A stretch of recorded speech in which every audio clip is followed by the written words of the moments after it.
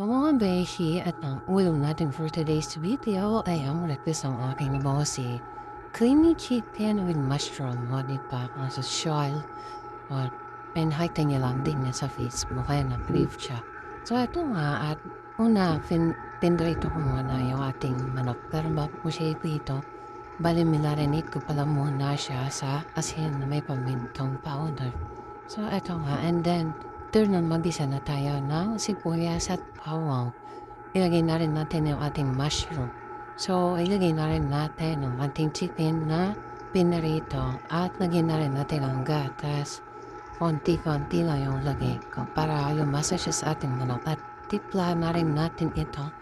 Powder na paminta at magic sarap.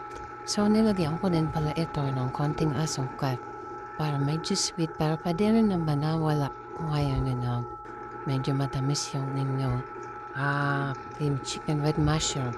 Pwede rin naman yun. Ninintayin na lang natin itong kumalap. Nilagyan ko din pala ito ng cornstarch konti para medyo lumapot ang kanyang sabaw. So ayun nga, at hintayin na lang din natin ulit na kumulo ito. So dinagdagan ko din pala ito ng gatas pa para medyo creamy at tumanig-dami yung sabaw kasi yung gusto ng mga bata yung sabaw talaga at ayun nga, hindi na siya umambot ng bukas kasi nauna pa talaga siyang maubos ng sabawin niya. O diba? Ayan, thank you for watching.